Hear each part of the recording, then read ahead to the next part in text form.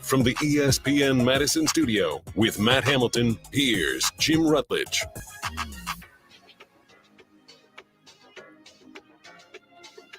Chris Orr, also known as Chris Guap. I'm Jim Rutledge. This is Rutledge and Hamilton, Rutledge and Orr. Because you're in all week, right?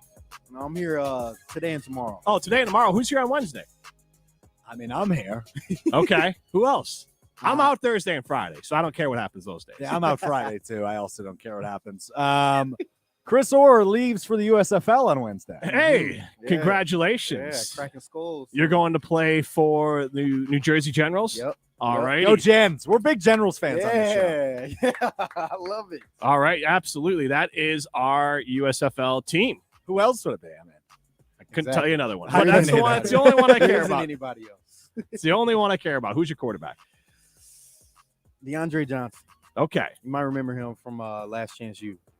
That's why the name stuck out. Oh. He ended up at Florida Atlantic University for a little bit. Yep. Yeah, because he was kicked out of Florida State, I believe, went to Last Chance U, and went down to Florida Atlantic University. He was on that team a little bit. Oh, yeah. Go Owls. I'm going to be down. We're going to go get a look at FAU in a few couple days. I hope they have that sound in their stadium. That would be pretty cool, though. Something. I don't know.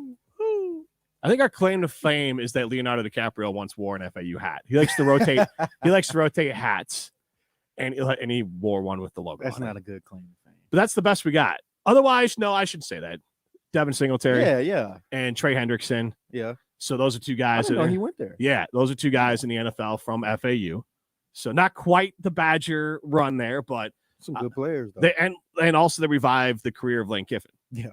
So, that would be the other part of it for the FAU Owls. It is draft season. It is officially started, which means it's also the season of awkwardness as a bunch of grown men go down to Indianapolis to watch a bunch of other grown men. It is what it is, man. In the underwear Olympics.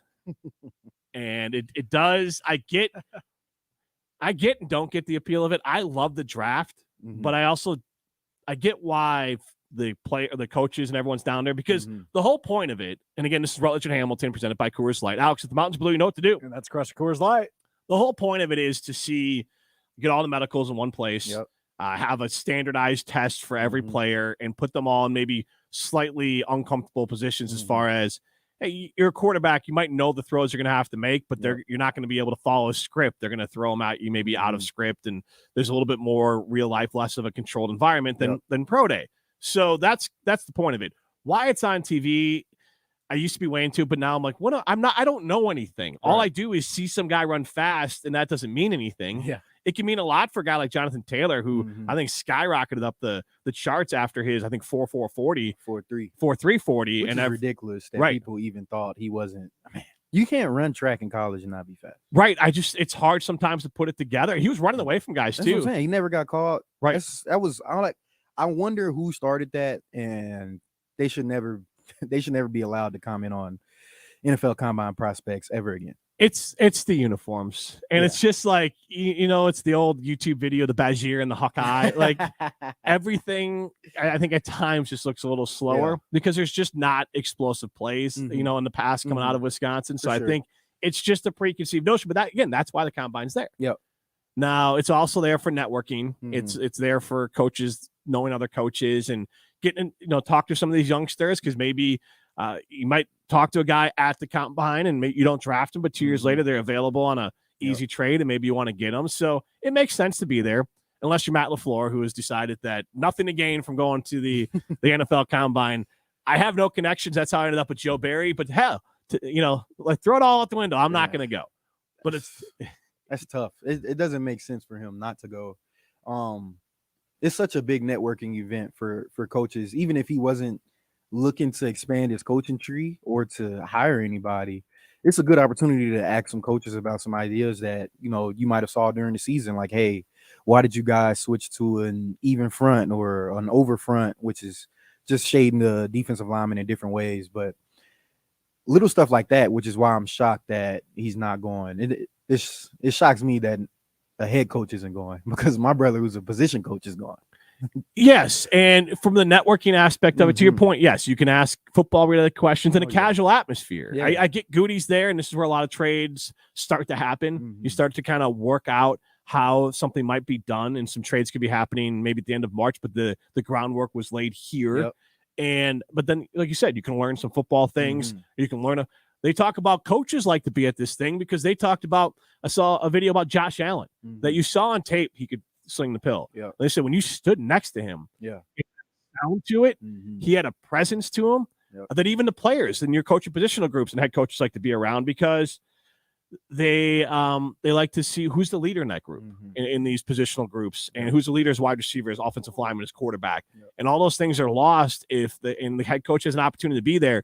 But also, I don't think the networking is nothing because Joe Barry didn't have a direct connect to Matt LaFleur. It was kind of, and neither did Jim Leonard. Jim Leonard was like, hey, we're both in Wisconsin. And I think, look at LaFleur, Nathaniel Hackett, and Luke Getsy leave, and he just promotes his offensive line coach instead of it. But that's fine, but you probably want a coach who has lots of options. And the Packers really haven't gone outside of their very internal network to do a lot of replacements and tie it to, I mean, that was one of the knocks on the Badgers as Joe Rudolph gets hired now as the offensive line coach at Notre Dame, that the Badgers, it wasn't an old boys network that paints it too negative, but it was like, hey, we're just living in our familiar world.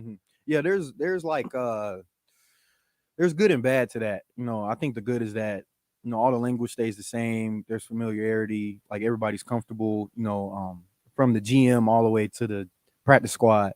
But the negative is that you don't expand your coaching tree. Like, you're not even helping out your guys, even on your staff. Like, you might be helping them by getting them a promotion, but what happens if, you know, you're in the tank next year? You're going to have to fire that guy. Versus if you bring somebody else in, you know, you spread some ideas, you have your own ideas, and you're open to so much more that could help your team. So there's definitely good and bad to it. I think that honestly, it just depends on which direction you want to go. You know, if you're somebody that's saying, if you got this staff that's super established, which I don't think that the Packers have, but let's say you had some all-star staff where your DC doesn't want to get a head coaching job. He doesn't want to go anywhere. Your OC might be a young hotshot who does, and you got people under him who know just as much as he does and is just as good of a coach. But I think it depends on the direction that the franchise wants to go in, and I think that they're just saying that we're good with what we have. Well, and to your point, when you look at this staff, there could be new voices in there. That's definitely part of it. But it's not like this team had some long playoff run. Yeah, you'd understand if the Chiefs were like, you know what? We'll send a few assistants and mainly our scouts. We just wrapped up the Super Bowl. Packer coaching staff has been doing bupkis as far as having to do anything significant or showing for a while now. So they do have time on their hands. This is Rutledge and Hamilton. Chris Orr with me. It is also that awkward time of year where you get these scouting reports on players. And one part about it that can be more abstract is, you know, what can they do on the field and what do their measurables mean? That's harder at times. There's an immeasurable to the idea of what's inside of a player. But it's also a time where they talk about the player's physique. And look, it still happens in the NFL. Who was the player that said that Russell Wilson looked up close like a sack of potatoes? Yeah, that was Tariq Woolen, the star rookie cornerback for the Seattle Seahawks. Yeah, and I'm sure there's a little bit of trash talk there as Russell's catching strays from everyone. But I mean, I still can't get over that. I had the whole weekend to let that digest. That is worse. That has got to be the worst diss I've ever heard. That's hilarious. He looks like a sack of potatoes. Honestly, I think it's I don't know. Part of it could be his like uniform, but you'd think that's more like old. That describes an lineman, not a star quarterback. A sack of potatoes. Maybe not the newer age quarterbacks, but okay. If you was a quarterback and you entered the league probably like 2013 and down, yeah, you probably don't look that good. Kirk Cousins, sack of potatoes. You just had to there's no muscle there. You know what I mean? Well, and Russell's in a tough spot. I think Russell Wilson is 5'11". He's listed at maybe 5'10". But he's got, for an example here, he's got the same weight, I believe, as Justin Fields. There you go. And Justin Fields is 6'3", I believe. Yeah. So it looks different. Yeah. And so, but also Justin is 21. Yeah. And Russell's 31. And you carry it differently. Yeah. So, that's just all part of it. It's part of the reason why I go to Carbon World Health and take FDA approved treatment of semi-glutide because it helps me burn fat, lose fat, keep my muscle as part of a workout plan there at Carbon World Health. So go see Dr. Ness Rodriguez. Go see how semaglutide can help you combined with the 6-week experience and working out at Carbon World Health. That will help you lose weight. It's tougher to do when you're older. And because, as part of the 6-week experience, you get a full blood work. So maybe semaglutide is right for you to lose weight, but maybe it's a hormone treatment. Maybe your body's not maximizing testosterone, and that'll help you drop weight and maximize muscle. Dr. Ness Rodriguez runs all your blood work and can tell you the best way to optimize your health going forward at Carbon World Health. Now, Alex, you dug up this report from NFL.com. Is that correct? That is correct, Jim. On our friend here, Chris Orr. Sure did. Let's start with the positives. Because there was start the negative. There was a negative that stuck out to me that I want you to react to, because I have not let you read this. But I want to start with the positives because you were a stud, Chris. Instincts and anticipation of the running back's track is solid. Very solid, Chris. I disagree. Plays with toughness and taking on blocks. Think you're tough? Yeah, for sure. Can slip blocks with slick sidestep. You still got that slick sidestep in your game? Still got it. Attaboy. Impressive sack total as a frequent blitzer. Is that an accurate statement? That's accurate. Ready to go to the weaknesses? Yeah, let's go. Let me hear it. The very first word in your weaknesses, stubby. Wow. I'm a tree stump. Stubby frame is a weakness. Stubby frame. Yeah. Make sure you tell me the name of the person who reported this, too. I'll work on that. Stubby frame and build with a lack of functional length. Now, with that, and we want to take your calls in a second on this. We'll throw it out there right now. 844-770-3776. Describe your body in a phrase. We'll get Alex and me on the other side, but Chris Orr, you were described as, what was it again? Stubby? Stubby frame. A stubby frame. Yeah, I don't know. I wouldn't say that. I would describe my body. If I had to describe my frame, as a prospect coming out, I'd probably go with immovable oak tree stump. Because you know how immovable. You know how it is when you hear all this stuff. It's gonna heat up here soon too. You start talking about the measurables of these prospects and everything, and what people don't realize is a lot of the people that are doing this reporting, they aren't even coaches. Like, I'm not going to sit here and critique I guess I am critiquing their knowledge of football, but, they're not even coaches. They're specifically looking at traits of bodies that have been in the NFL and their success rate. But the thing that always irks me about this is that now you've lost the importance of film. You've lost the importance of film. You've lost the importance of, hey, this guy's just a really good football player. And now it's turned into, let's just get the best athlete out there. And that's part of the reason why, like, sometimes when you're watching these games, like, you can see a guy and be like, what is he doing? It's like, yeah, man, well, he entered, or part of the reason why you have so many busts is like he entered the league on a high because of his measurables. He ran really fast. He's strong. He's an athletic freak. But he's just not that good of a football player. But I hope that eventually it changes back to where, to me, the most important part of this time is the meetings. Like, you should get this guy on the board and see how much football they know.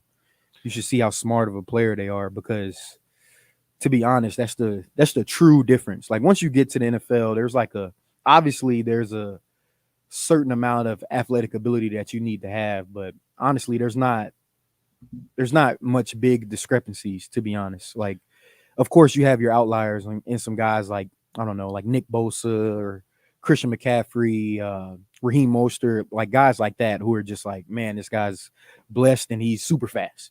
Yeah. But the majority of guys in the NFL are honestly running, you take away the linemen, but honestly, they're running between like a 4.6 and a 4.5, to be honest. Yeah. And that's the reality of it. So I think there's too much weight on that stuff, but I don't know. I would love to, talk to that guy, man. I asked him to check the film, man. Lance Zerline. Hey, Lance, check the film, buddy. You must not have been watching film, man. And check the pro. All right, pro day numbers. That's enough.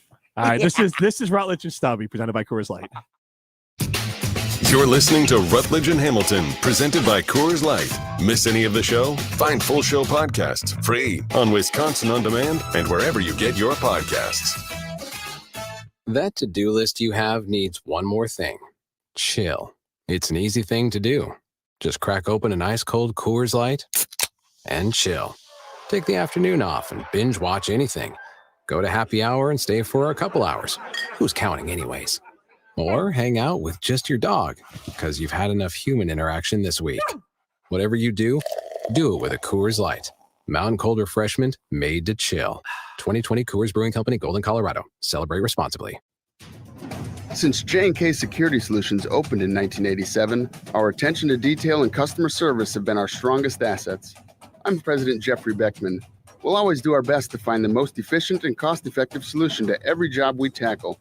Whether it's security for your home or business, installing video surveillance, or being able to control your garage doors from your phone, we can help you feel empowered with simple and user-friendly technology. Let's work together to secure your home or business. jksecurity.com. Where will your new Chevy take you this year? Anywhere. It's the perfect time of year to take your next adventure off-road in a powerful Chevy Silverado. Round up the whole gang for some family fun in a Chevy Equinox. Hey kids, let's go. Or take your night on the town by storm in a stylish Chevy Blazer. Make more memories and take on the road ahead. Wherever it leads you. Find new experiences, find new roads. See your Badgerland Chevy dealer today.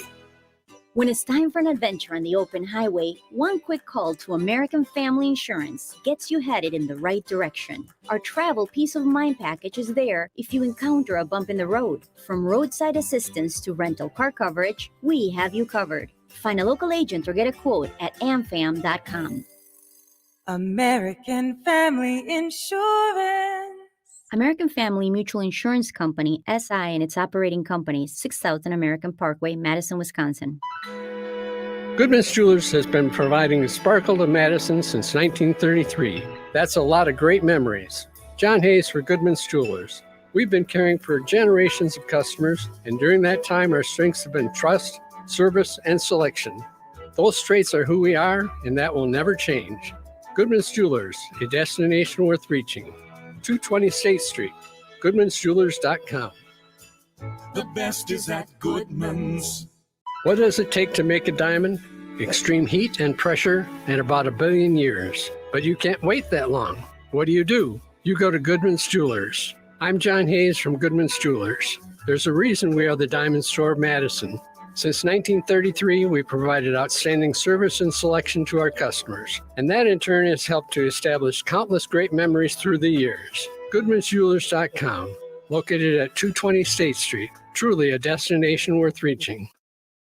Listen to Madison Money Guy every Saturday morning at 7 a.m. on 100.5 ESPN and ESPNWisconsin.com. I like to refer to inflation as the silent killer. It's an invisible risk. It's just the idea that things get more expensive over time. You're going to need milk and eggs when you're in your early 60s and when you're in your early 80s. We're going to get a loaf of bread, and it's going to be more expensive 20 years from now. Christian Finfrock is the Madison Money Guy. Call him today at 208-1800. For official rules and more information about every contest on 100.5 ESPN, visit ESPNWisconsinContests.com. That's ESPNWisconsinContests.com. You're listening to 100.5 ESPN and the ESPN app. You're listening to Rutledge and Hamilton on 100.5 ESPN. Brought to you by X Golf in Madison and Middleton.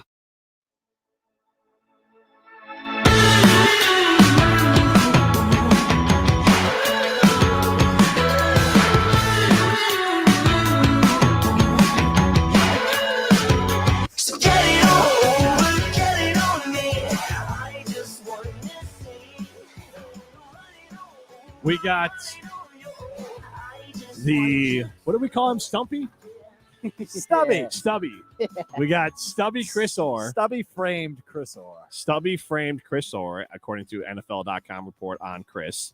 This is Rutledge and Hamilton, presented by Coors Light.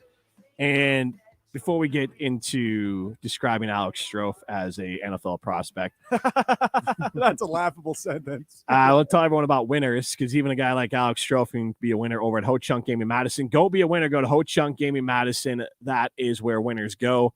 Last year, nearly $125 million jackpots. This year, over $18 million jackpots. Highest payout in the area. Go be a winner and go to Ho Chunk Gaming Madison. And Alex, I was thinking about this. You're kind of built, I don't know, this is a phrase, but they used to say players like Chris Orr, like built like a fire hydrant. Mm-hmm. So if I was going to name you after an inanimate object, Sure, I'd say you're kind of built like a scarecrow. As much as I'd like to disagree with you, that's spot on. Stick bug. Yeah, I mean, Stick bug. Yeah. The hell's a stick bug? You never heard of a stick bug? This sounds like a South thing, my friend. It might be. It just looked like a little tree branch, but it's a bug. Yeah, they're in the woods around here. Yeah, too. this is a real thing. Okay. I don't know that. I don't know that I like being compared to a bug, but thanks. Yeah, they probably honestly, like being completely honest. Yeah, they would probably describe you. They probably say like, well, what we position don't am know. I? You're definitely like a receiver. I'm a quarterback. No. Yeah. Okay, let's just say you're a quarterback. All right, great. Quarterback, not athletic enough to get out of trouble.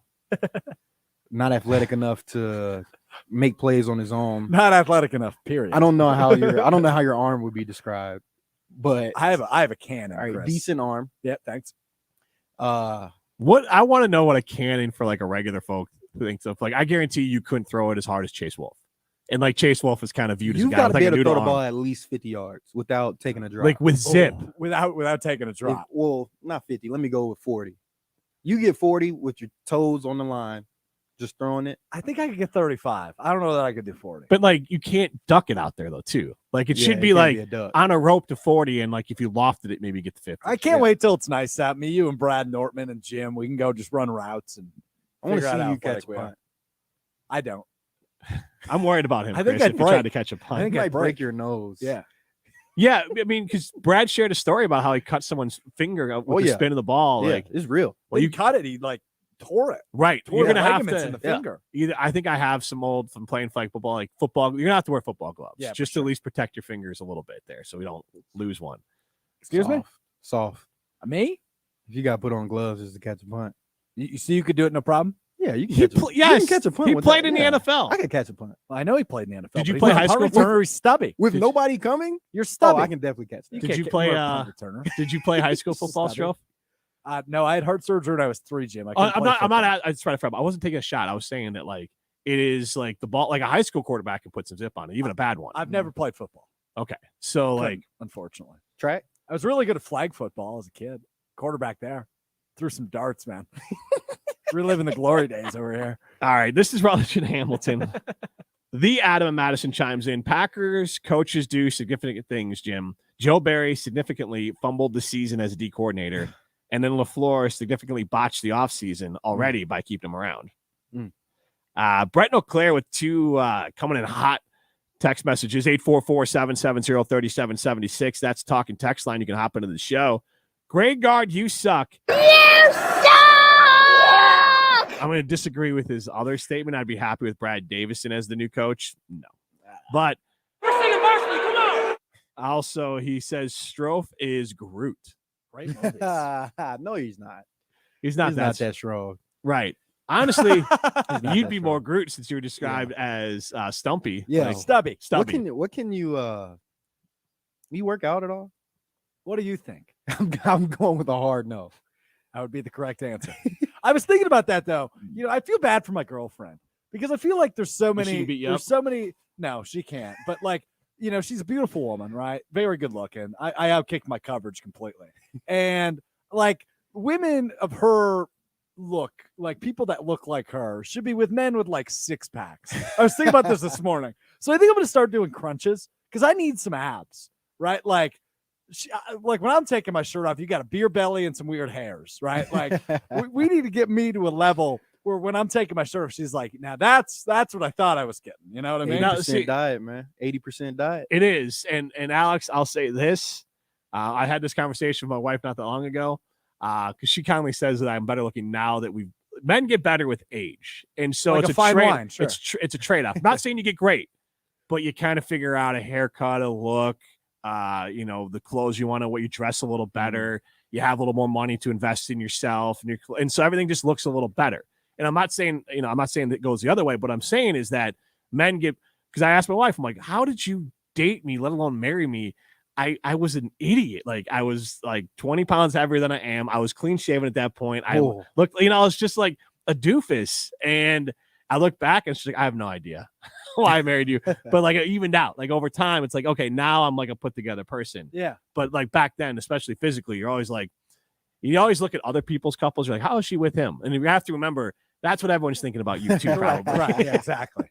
Like, how is this woman with that guy? So, and look, love is be funny, and that's what you got going for you. Yeah, I've got a great personality. I'm a 10 out of 10 in that category. You gotta start working out, man. When it comes to like actual physical features, I'm starting to get a little you should start working out, not even for like the body of it, just for like, for like some general strength. Okay. Yeah.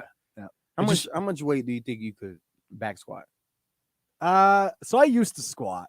Like, as much as you think you could possibly put on right your back, now, sit down and stand up. Like 135 maybe. Oh yeah, you gotta start working out. Like a max? I don't know. I haven't done it in so long. I have no idea. You could hit. What's my body? I could do my body weight. I'm sure. We should just 170. honestly. What we should do here, as this has turned into a tough guy show. Yeah. What do you even lift, bro? But we just gotta get the Carbon and have a pro day. We can have our own pro day at Carbon. We'll work that handle. Speaking of pro days, man, Chris Orr. Yeah. I when I was looking for this earlier, I found like 800 articles about how great of a pro day Chris Orr had. Yeah. Look at that. How good was your pro day when you reflect on that a couple of years back? It was about 3 years ago. It was pretty good, actually. I have a story about my pro day. I pulled my hamstring on my first 40. I only ran 140. I pulled it on the last like 15 yards. And it was high. It was high, like right up under the glute. So you can kind of get away with that. And thankfully, like, my brother was there. Ravens, they're a good organization. It was really just an excuse for him to be able to make it to my pro day, but he was there working still. And I texted him and was like, hey, was that okay? Like, I pulled my hamstring. Like, I can't sprint again. And I need to make it through everything else. And he was like, yeah, that was good enough. Like, just make sure you keep your glutes warm. So I'm over there with the glute bands trying to stay warm the whole time. And then I finished the whole day. And the 40 was the first thing we did. Really? Yeah. That's a fascinating story. Yeah. That's something that, and then that's where I say, like, people don't do, obviously you wouldn't do like crazy homework to find that out, but especially when you're like watching tape. Like, I remember when I was coming out, and actually my Panthers coach Saravo, he was like, man, like, your pro day looked really good, but like sometimes on tape you don't look that explosive. And I'm like, yeah, well, I had a high ankle sprain in both my ankles my last year, so of course I don't look like my superior athletic form. But yeah, those little hidden stories. I had a good pro day. I think at the combine I would have had the fastest 5.10.5. I know I'd have been top 10 in almost everything else except my broad. That was always my worst. Wow. Yeah, I think I would have tied for like 5th in vert. And then that's just part of the, people don't know that teams have like stereotypes. Like, one of our stereotypes at Wisconsin is like people aren't athletic. But we're aware of that stereotype. Yeah, which is wild. Because like you see it at the next level. Then you see it at the next level. You see these guys producing, and you would think that statement would be gone. I don't think it applies as much to the defense, Chris, because again, even with the statements made about you, it was more about your body not being like perfect for the NFL, but it wasn't that you weren't an athlete, because athletically, defensively, especially in the 3-4 defense, I think it's allowed. Keanu Benton's getting a lot of hype right now. He's shooting up the boards after the Senior Bowl, and I think he'll do well at the combine. And Leo Chanel, I mean, the guy jumped over a bus basically at the Super Bowl. So I think it's offensively, and I think that the defense did a great job of showcasing some of the abilities. You blitzed a lot. That was one of your reports. Yep. You made a lot of those plays. So I think it's more of a offensive. Yeah. But see, but I think it's still alive on the defense. Well, the thing about it on the defense is it's different per position. So like Keanu being a nose guard, this defense helps him. Our outside backers like Zach, Vince, Joe, Nick, it Van helps Ginkel them. was drafted. Gink, it helps those guys versus like in the inside, like me, TJ, Ryan was always athletic, but like me, TJ, Sitchy, Sanborn, like people thought we weren't athletic because in a 3-4, the two inside backers, you don't have to move a crazy amount. Yeah. So you never really get the opportunity to necessarily like show it on tape, which is where that might come from. But yeah, no, that was a good day. And I know this is Rutledge and Hamilton. We're getting more in football than we normally do. But we have Chris Orr with us, and I wanted to get his thought on this because the combine is going on. Mm-hmm. The 3-4, I think for inside linebackers, I would just say anecdotally, as you mentioned, Sanborn, who's succeeding now with Chicago, and he's playing middle in a 4-3. But it seems like, and he probably have to be more athletic in that one, but you don't necessarily have to be a supreme athlete to be able to succeed in the NFL, even in that 3-4. And I get what you're saying because, look, does Georgia run a 3-4 defense? Because so Quay Walker played in that, but again, in the NFL, he looks like a guy who's lacking instincts and missed some tackles and obviously had some, I guess, anger issues to work out. But we talked about it during the break. When healthy, the ceiling might be higher for Quay Walker, but Sanborn looked like a better inside linebacker in year one than Quay Walker did. Without a doubt. Because instinctually he was there. Now, Quay can get there, but I think it was way more of a reach as far as like it's the same thing they did with Sean Gary. Sean Gary had all the measurables. Can he be coached up enough? And a lot of times it works, but it misses a lot too. Yes. I mean, you can look at the Packers draft picks or any NFL team, but that's the gamble these teams have to take. And I guess that's part of what happens with the pro day, but I always find it interesting. But I would just say at least from a fan's perspective, but you're right, in the NFL, I can't speak for the scouts, but from a fan's perspective, and you read a lot of scouting reports, it's the offensive guys to get the short end of sticks. The receivers, the poor receivers, like even if they are like, Danny Davis or Kendrick Pryor, I mean, they're catching like 25 passes on 35, balls thrown to them. So, I mean, like there's just not even the numbers available, nor very intricate routes available in the pass for them to run. Or Braylon Allen is beat to hell by the time. Ron Dane was a perfect example of this, but like these guys are already used up all their carries by the time they get to the pros because they're just 9 men in the box. And all those sorts of things. The offensive linemen are not asked to pull and do as much. Then everything is just, I think, assumed because you don't get a chance to showcase it. The running back's the only guy who gets to showcase it. We'll talk about that more on the other side. We'll also get to a report about Aaron Rodgers, and it looks like the Packers are now more than ever open to trading Aaron Rodgers. And I did see some tweets about how the Packers must believe they have something in Jordan Love. And I guess it's really a matter of how much do you believe what they're putting out there. Because here's the thing. There's no way to disprove it. Yeah. We have not seen anything on film. We've seen Jordan Love play to show that he's going to be a franchise QB, but he's also doesn't look like he's going to be a bust. Yeah. So I don't even know if they're doing him a positive by talking him up so much. We'll talk about that on the other side. This is Rutledge and Hamilton, presented by Coors Light. You're listening to Rutledge and Hamilton, presented by Coors Light. The mountains are blue, and we can prove it. Follow the show on Twitter at Jim and Matt. A wide array of opportunities abound at Waste Management. Through the pandemic, if a teammate was sick, they would still be able to take care of their family with COVID pay. We paid a stipend to make sure that they could pay for the internet bill. We've never had an environment where we were able to work from home. They made it work.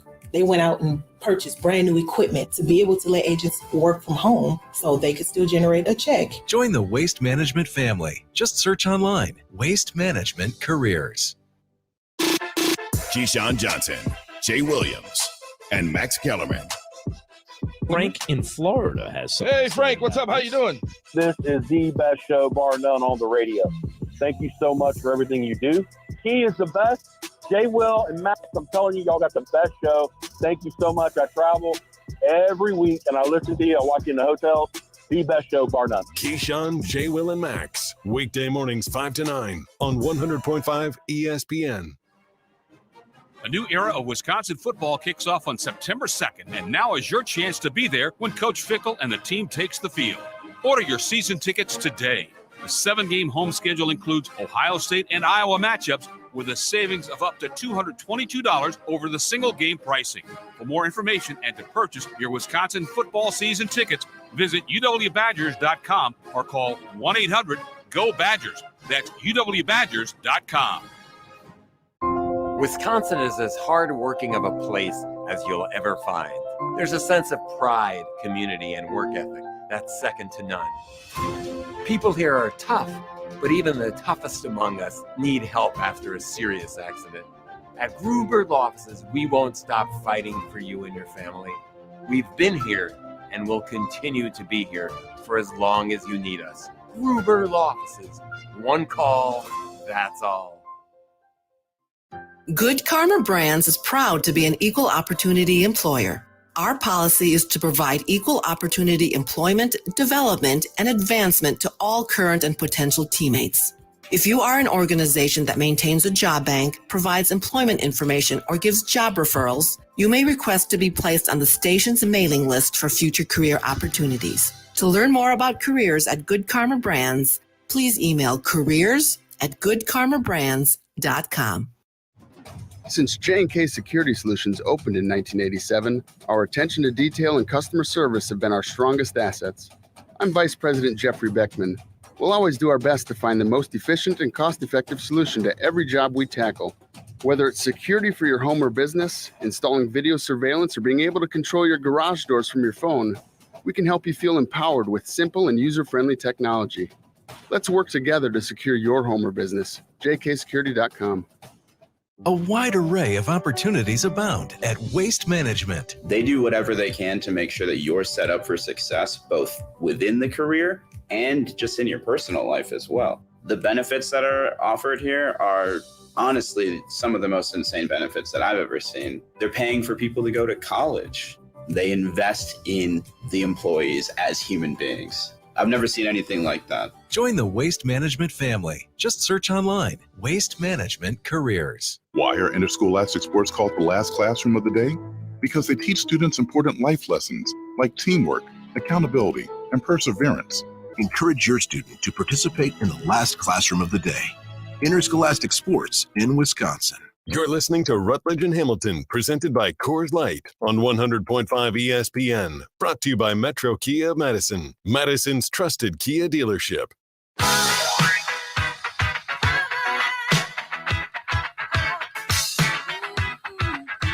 I was just seeing the GOAT on TV, Michael Jordan. LeBron James. It's crazy that he averages more assists, steals, rebounds, and blocks. I got a video to show you later. Jalen Rose destroying Jay Williams and his argument that LeBron James would win one-on-one. Yeah. See, I don't like. I don't get it. He's Chris Orr. I am Jim Rutledge. This is Rutledge and Hamilton, presented by Coors Light.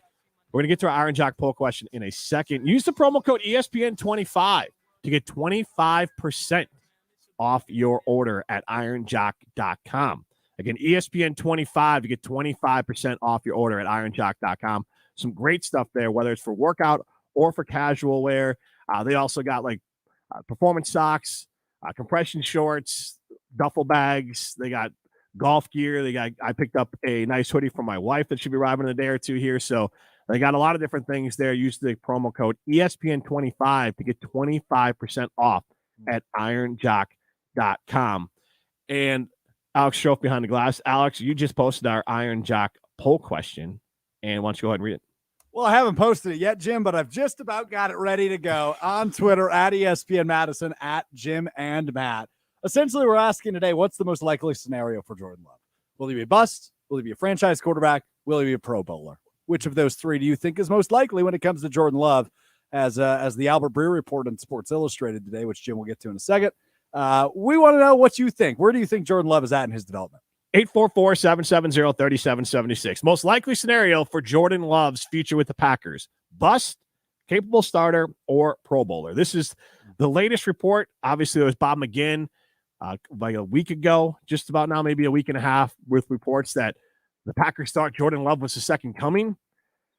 I hope they're not leaking that information, because that does Jordan Love no favors. No. And Tom Silverstein has kind of said from the Milwaukee Journal-Sentinel that the Packers believe they have a capable player in Jordan Love. And that at least times up in the idea that the Packers didn't believe that a year ago when they paid Aaron Rodgers all his money. And maybe now they think that Jordan Love is capable. I think the most likely scenario, Chris, if I was voting this, is that the Packers believe that Jordan Love can go out and probably win 7 to 9 games with this team. Yeah. And in 2 years, he could win a lot more because he'll cost a lot less than Aaron Rodgers, and they'll have some cap room. But that's kind of where I'm leaning on this. Yeah, I think so too. I think it's a combination of a new OC.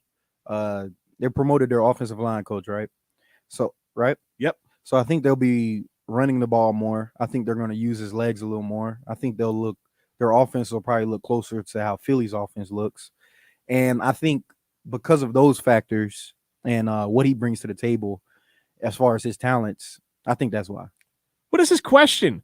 Bust, franchise QB, or Pro Bowler? Did I miss something? Yeah, it was bust, capable NFL starter, or Pro Bowler. Well, isn't that a franchise quarterback? Capable starter? No. Well, I read it to you and you didn't say anything. Franchise quarterback. I just read that to you verbatim and you didn't say anything. Where did you go? Well, I think I'm gonna use a Rutledgeism here. Where did you go? I was reading the article. I was getting ready to set up the article there. Okay, so I will repost it then? Yes, because I think it's going to skew heavily to bust. Yeah. Because I think the most likely answer there is capable NFL starter. Yeah, capable NFL starter is Tannehill, Kirk Cousins, maybe even like a little less than like Derek Carr, Jimmy Garoppolo. Yeah, Jimmy Garoppolo, capable starter. Yes, and that's not great. It's not great, but it's not horrible. Right. But now you're really going to be, the term I use is more like it's football hell. Mm-hmm. And you can use it for basketball too. Currently, like the Bulls are in basketball hell. They don't have a star player, and maybe they'll go win 42 games again. But so what? And the Packers with Jordan Love, like if they're looking at it and saying, "Hey, we can go out and win 7 to 10 games with Jordan Love," okay. I bet I think I have it. I think I know what the Green Bay Packers are doing. I bet they're talking like this to see what is it that teams will give them for Aaron Rodgers. One, if it's intriguing enough, they might take it. Two, I don't think they're that confident in Jordan Love, and I don't think they are because of the contract they gave Aaron Rodgers last year. To me, that's the answer. If you were confident, no way you're paying somebody on the tail end of their career $50 million a year for 3 years. Yeah, I just see them saying, okay, if Aaron Rodgers can get us some star power, I think they're better off trying to look like San Francisco. I think they're saying if he can get us some star power, if he can get us some guys, some playmakers on the offensive side of the ball to get in here with this new offense, with a quarterback who can, use his legs, who's a little younger, who could take some of these hits. I think that they're thinking that could be a positive. And then I think that if they don't like what people are saying about trading for Aaron Rodgers, then I think they'll take him back. Are they trying to pump up Jordan Love to trade him? Possibly.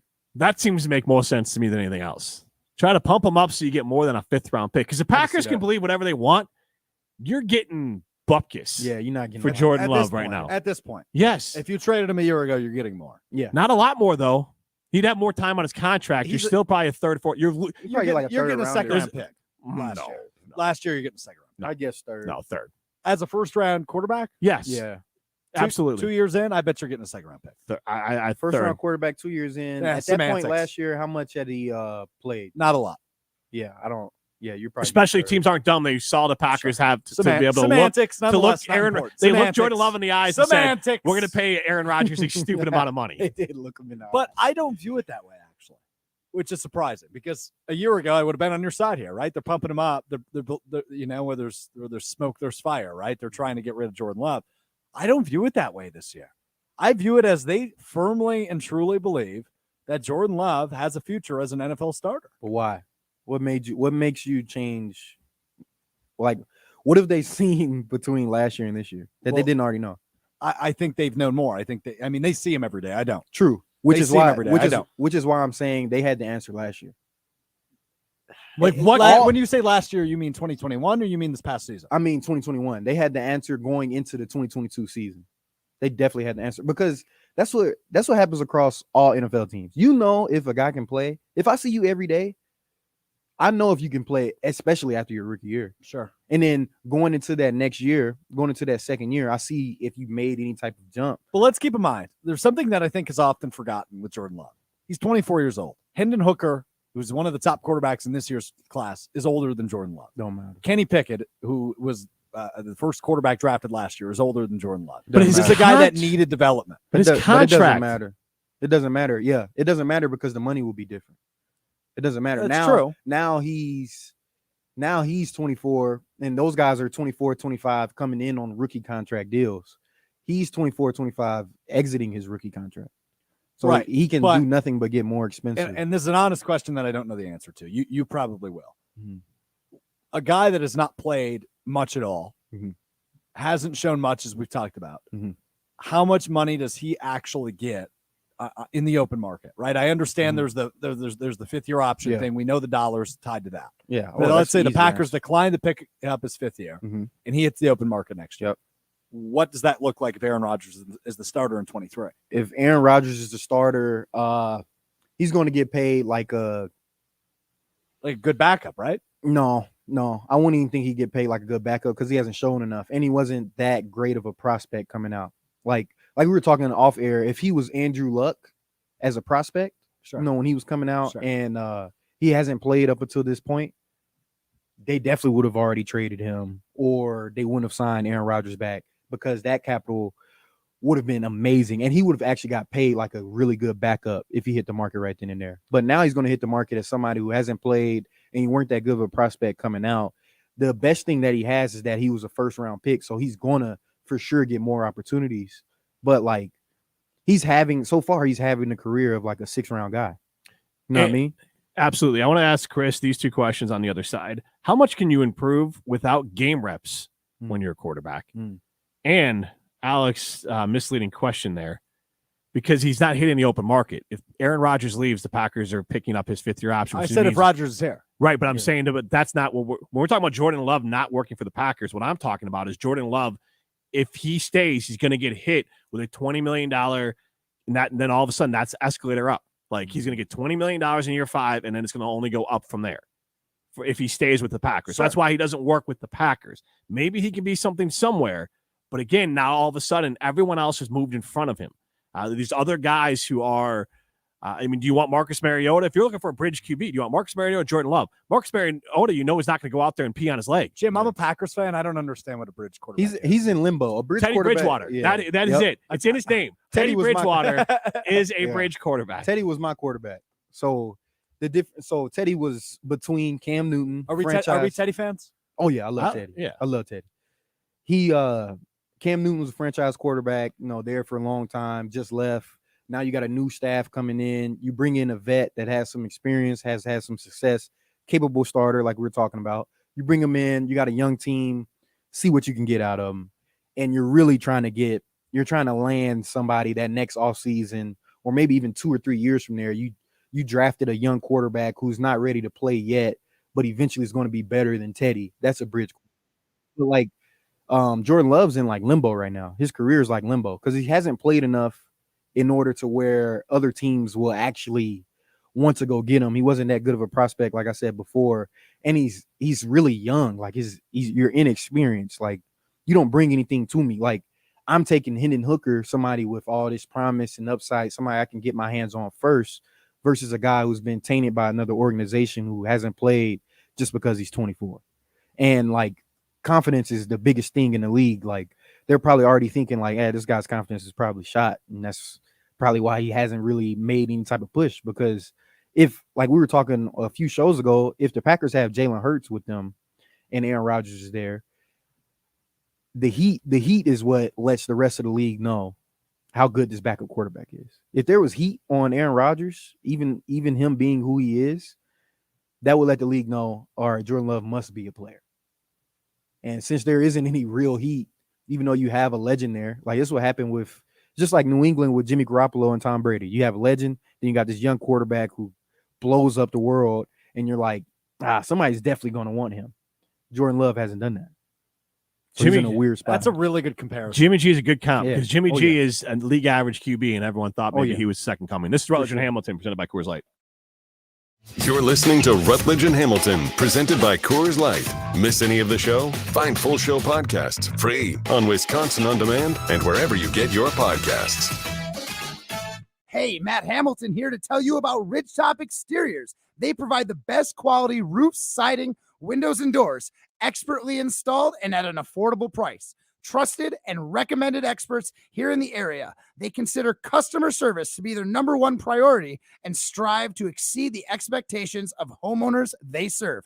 Best part is they're local. They live and work in the areas they serve. So the people they're helping are oftentimes their friends and neighbors. Go to ridgetopexteriors.com now to get your free estimate for your next home project. Rah. Pella Windows and Doors of Wisconsin present your Badger Minute. Here's Alex Strofe.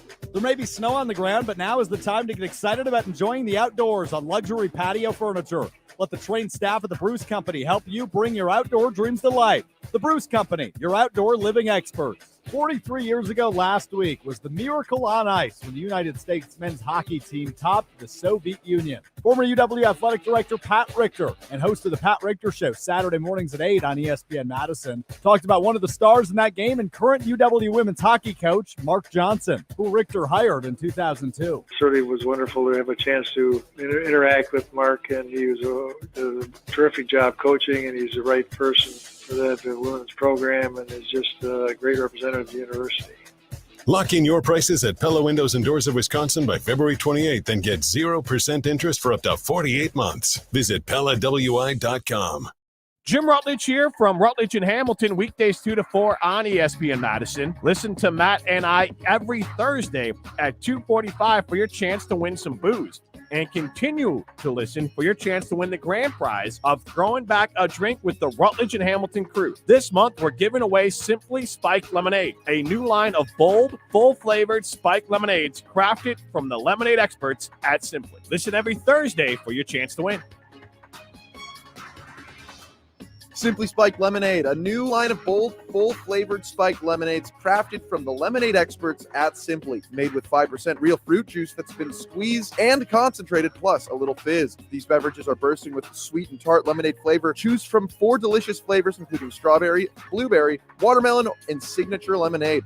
Try some Simply Spiked Lemonade, a deliciously refreshing and full-flavored lemonade with 5% alcohol and real fruit juice.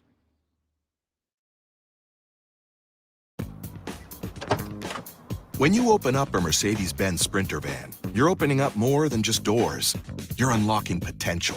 The potential to do your own thing, be your own boss, and steer your own success. Mercedes-Benz Sprinter van owners live, work, and play out their dreams, no matter how far off the beaten path it takes them. Because they know there's nothing like taking your own route and reawakening that spirit of adventure that lies within all of us. With 16 body types, your choice of a gas or diesel engine, and thousands of ways to customize, a Sprinter van is capable and versatile enough to help drive your ambitions, wherever you want to take them. So go ahead. Now's the time. Unlock your potential inside a Mercedes-Benz Sprinter.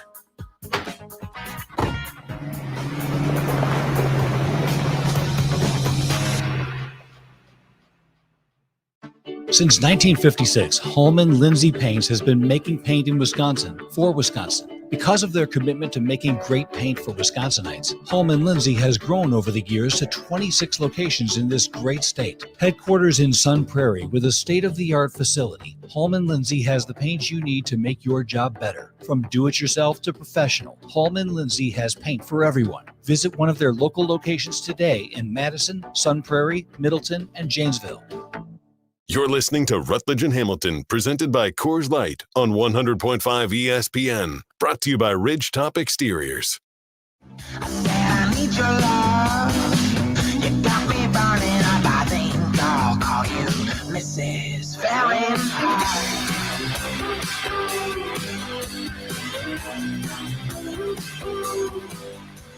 Chris Orr, I teased it before the break. This is Rutledge and Hamilton, presented by Coors Light. I asked the question, how much, because this is what the Packers are asking us all to believe, how much can a quarterback improve without regular season game reps? Especially, I know Jordan got a few this year, but especially when a team is game planning against you, knowing all your strengths and weaknesses, has a full scouting report against you. And Jordan Love hasn't had that because he did start once the year before when Aaron Rodgers was out. with the COVID suspension or without being, I forgot, or if he was sick with COVID. I can't remember exactly what it was. He was positive for COVID. He was positive with COVID. I didn't know if it was like, but then it was like you had a minimum of like 2 weeks. He had 10 days. 10 days. He was That's, unvaccinated. yeah, so that's what it was. So Jordan got a chance to start, but again, that's not there's no scouting report on him. It's not. So he hasn't had a scenario where here's what Jordan Love's strengths and weaknesses are. Here's what the team likes to run with Jordan Love. Right. And here's a game scenario. We've never seen that. But even then, since when did he come in the league? 2020? Correct. So in 2020, he's thrown probably generously 100 passes in the regular season, maybe including the preseason. He's probably a little bit over 100. Yeah, he probably hit 100. Okay. I mean, honestly, you can improve. You can definitely improve because the structure of the season is completely different. So he's the backup quarterback. He is the scout team quarterback. So he's running, Minnesota's offense when they play the Vikings that week. That defense is game planning for Minnesota. He's running the plays catered to the defense in their favor. And that's usually the time that you use to, I don't know necessarily how the Packers run, their stuff, but usually it's like myself, when I was that guy in Carolina, it was like, all right, like, yeah, I understand I have to do this. I'm playing Levante David or whatever, but I'm still going to go make this play. I'm still getting better as a player as well, because each week they're cutting the team, even though he doesn't experience that as a first round pick. But you can improve, but it's minimal. And not even necessarily the game planning is more so like, oh, okay, these are live bullets. Like, and you can fall into a trap in practice where you make a bad play or you make a read that you don't like, and it's okay because you're coming right back to it. Versus in a game, when you throw that pick, you're on the sideline, your defense is out there. Or stuff like getting to the quarterback, it's a heightened sense of adrenaline, and that feeling and that fear is real now because they can hit you. Rutledge Hamilton talking with Chris Orr, because that's the part for me when I see quarterback play. And again, I say all the time, I'm an expert in bad quarterback play. And look at Mitch Trubisky, and everyone on that team will tell you he worked his butt off, and that and I'm sure Packer fans, I use him because Packer fans see him play, but he always looked a little frightened out there, or skitterish. I made that word up, but he just looked like a guy who didn't feel fully comfortable in the pocket, really ever, even when he threw 6 touchdowns in an NFL game.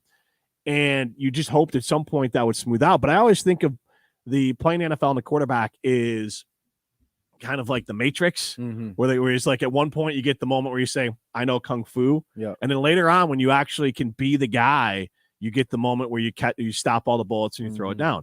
And that's where that's what makes a quarterback. We don't know what Jordan Love is going, and we have no idea if Jordan Love can do that until he's asked to do it. And he looked capable, but there was no real adversity against the Eagles. So that's but at least I think he'll be a capable NFL quarterback. But to be able to have that moment where everything slows down for you, it's the same argument why the idea of trading Justin Fields was stupid, because the Bears know that guy doesn't flinch. Like he's not afraid of it. He's got a long way to go as a passer, but he wasn't, look at Jalen Hurts, almost identical careers there. And to draft a new guy, no matter how talented you think they are, you still don't know, no matter where they played, are they going to be able to have it all slow down for them? Because that's the hard part. And that's why Aaron Rodgers fell. They didn't know, is Aaron Rodgers, I think someone knocks on him, was like, is he too cerebral? Can he make these decisions fast enough? Like he's almost too smart as a concern. Josh Rosen was a guy who I think they kind of called too smart, where he was overthinking everything and everything had to look perfect.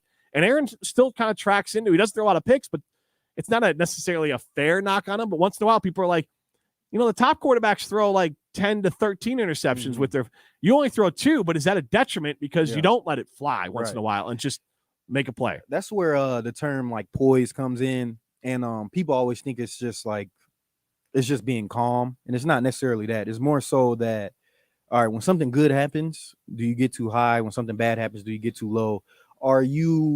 Me personally, I always was like a fan of like, man, I want a rock star quarterback. Like I want the guy that, he walks in the room, everybody's looking at him. If he throws a pick, he doesn't care. Not necessarily somebody that's just throwing prayers up, but somebody who's not going to stop throwing the ball and pressing the ball downfield just because things might not be going their way.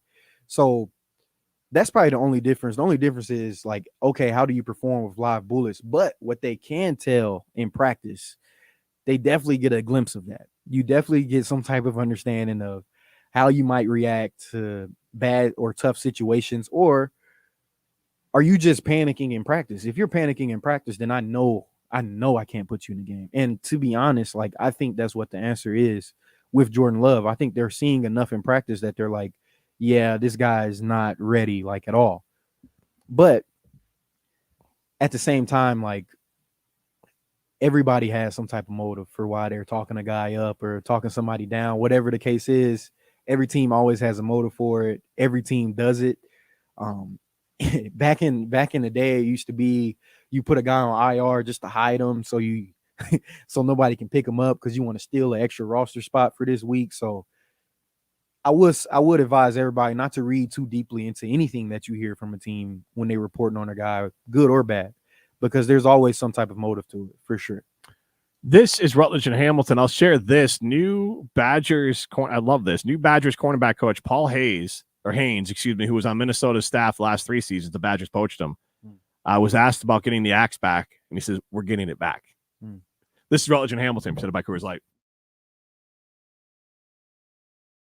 The Ridgetop Exteriors, here's Madison area customer Tom. When our family needed a new roof, windows, and doors, we wanted to go with a company that we could trust. The team at Ridgetop Exteriors far exceeded our expectations. They communicated with us every step of the way and provided affordable financing options that fit our budget. Ridgetop Larry here. Thanks for choosing Ridgetop Exteriors for your home's next project. Go to ridgetopexteriors.com for a free estimate.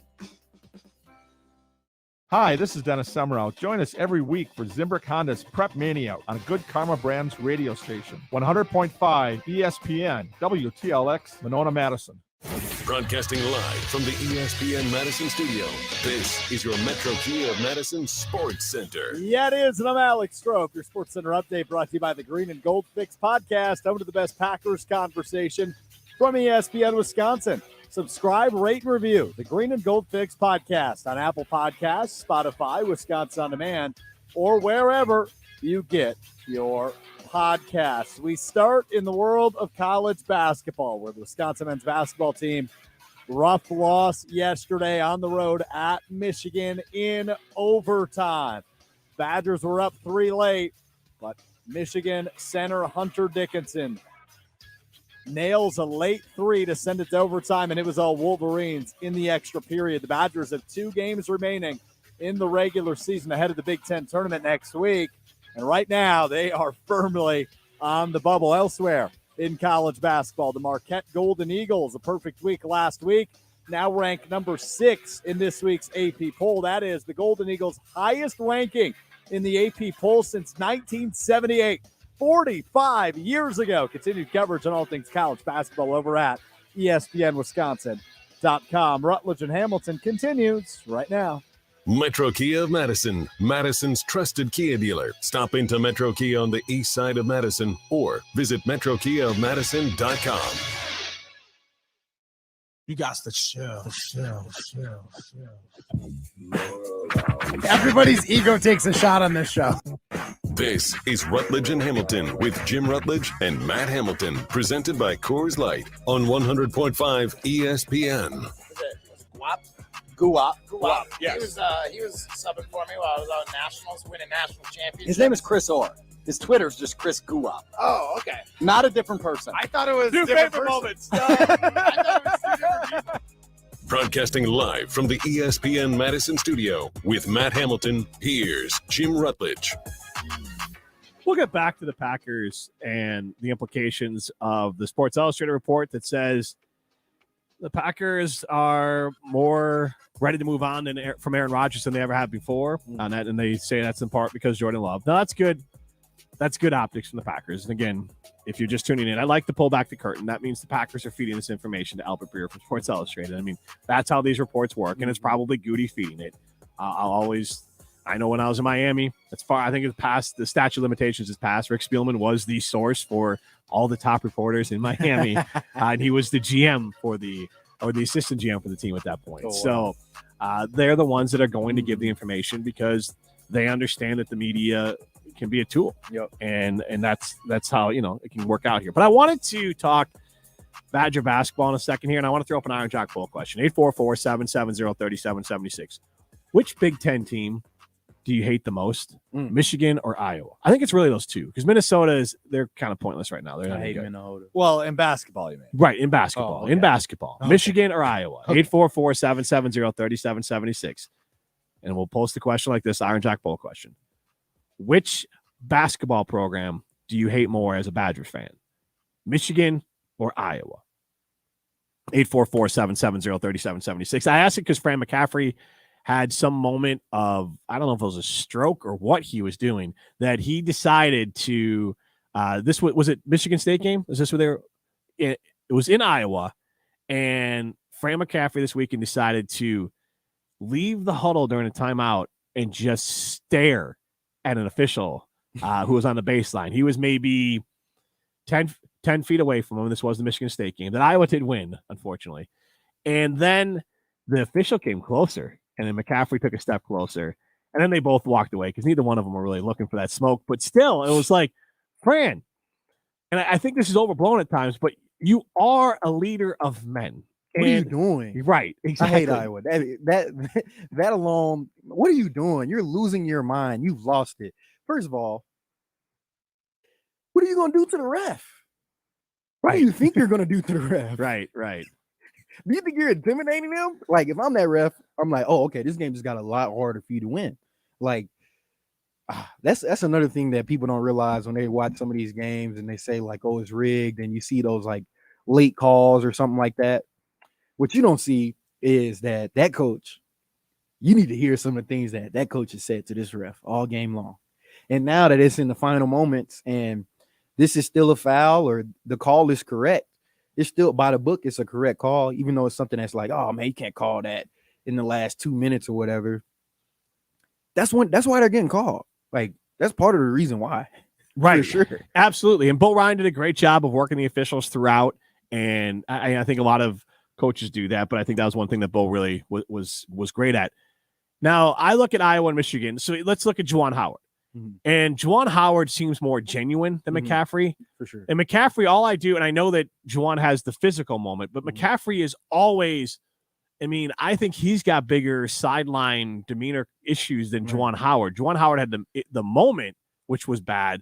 But I think Juwan Howard's a very emotional person because there was a story during the broadcast yesterday where they shared a story about Juwan Howard was talking about, I think, one of their transfers or one of the younger players.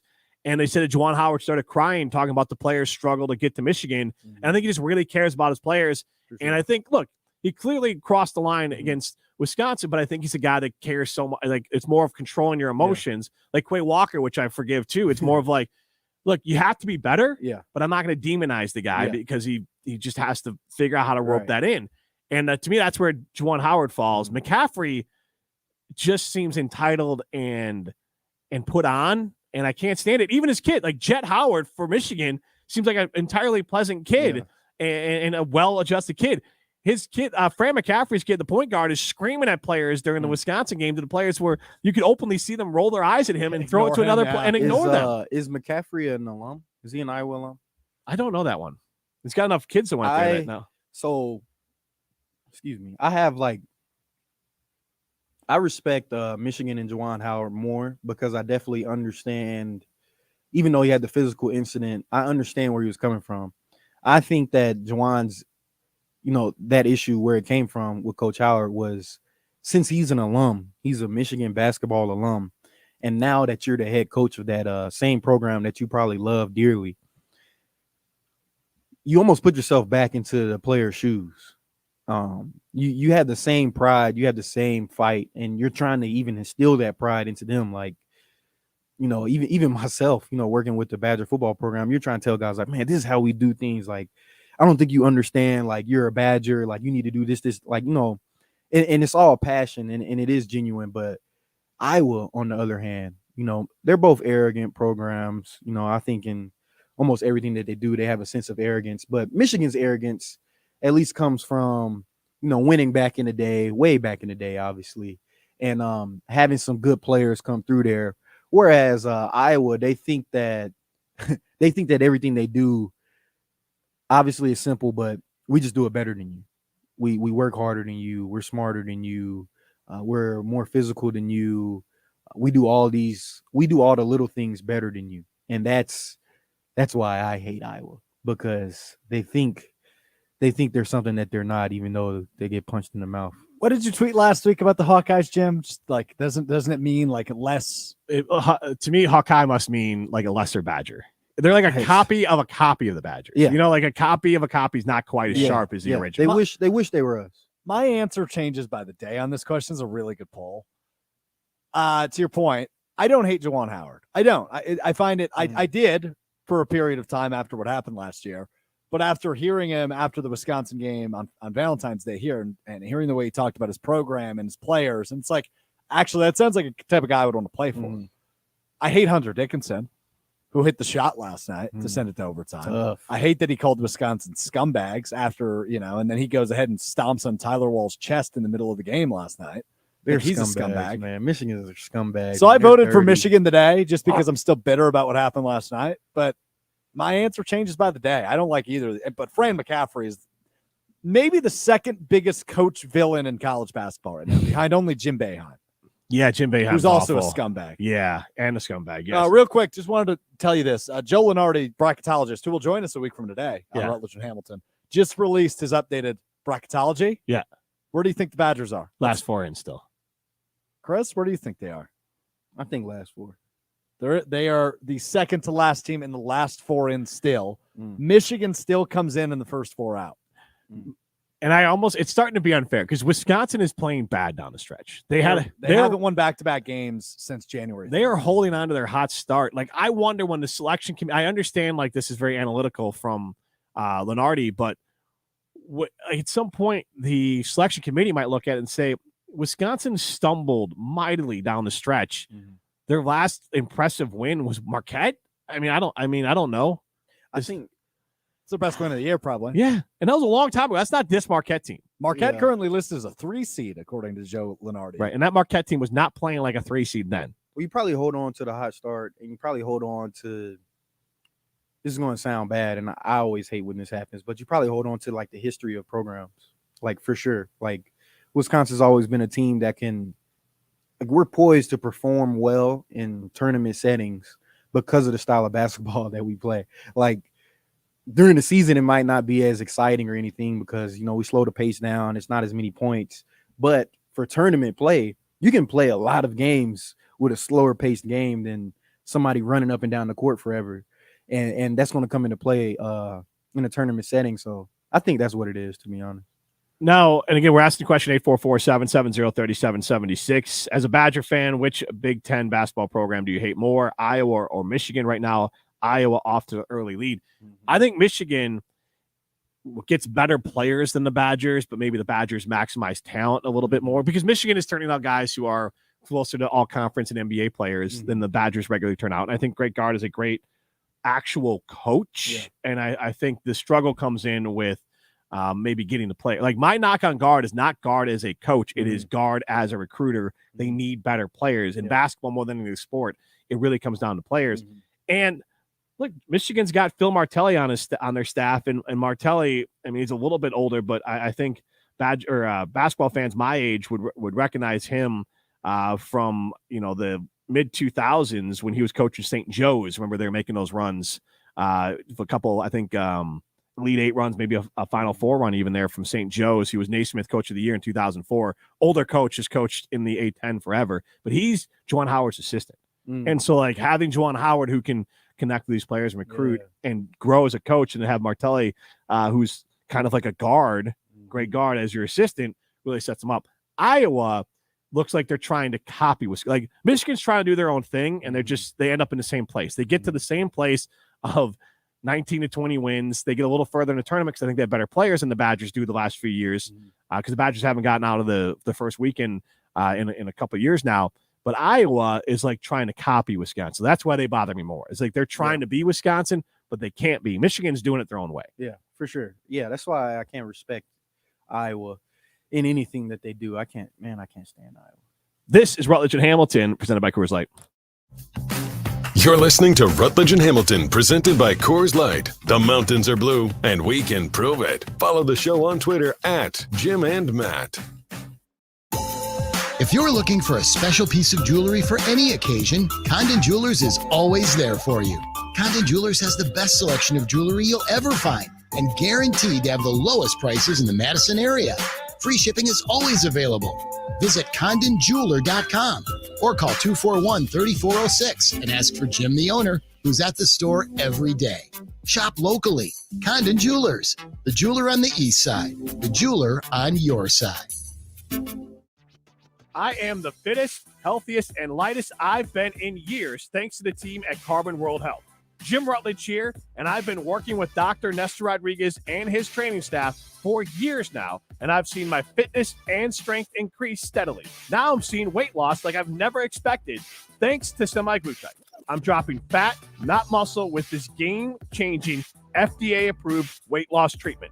Go to carbonworldhealth.com today to learn more.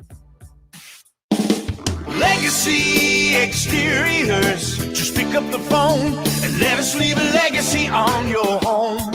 Roofing, windows, gutters, siding, and decks. Can Legacy do it? You bet. Better prices, better warranties. Legacy always makes it easy. Go to legacy-exteriors.com.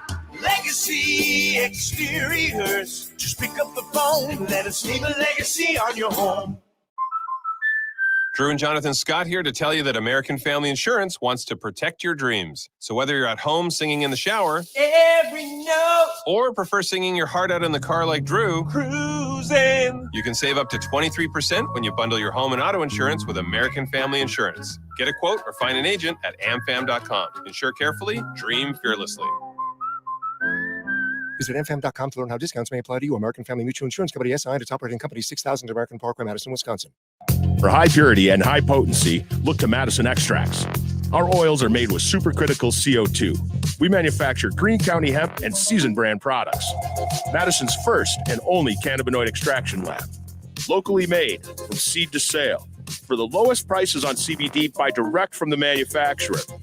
Visit us behind MATC East, next to Alt Brewing, located at 1810 Wright Street, or check out our website at madisonextracts.com. Jim Rutledge here to tell you about X Golf Madison, and the most important thing that you need to know is that X Golf Madison is for everyone. I golf there. Whether you're a seasoned pro, a new golfer, or in between like me, X Golf Madison is going to be fun for you. They have a full bar, excellent service, great food, and the most advanced and accurate golf simulators in the world. You can play one of their 50 courses available, take lessons from a PGA pro, hit the driving range, or even join a league. Stop by their East Madison or Middleton location today, or visit them online at xgolfwisconsin.com. Big trailers and big opportunity. Since 1962, Stoughton Trailers has been a family-owned and operated business providing a professional yet casual work environment in Stoughton, Evansville, and Broadhead. If you're looking for your hard work to be rewarded with competitive wages and excellent benefits, plus growth and advancement opportunities, Stoughton Trailers is the spot for you. Positions now open in production, operations, finance, sales, engineering, and more. Go to stojobs.com to apply today. Stoughton Trailers, big opportunity. Uh-oh, Brad's buzzed. Oh, yeah? Yeah, he's starting with the whoops. Good thing is, he knows when he's buzzed. Know your buzzed warning signs? Call for a ride when it's time to go home.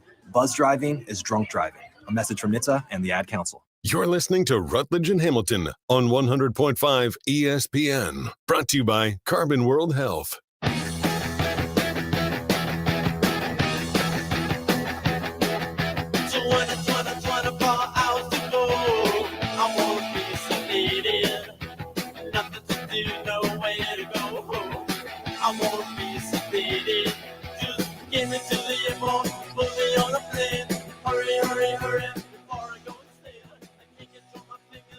Adam and Madison chimes in. The Adam and Madison.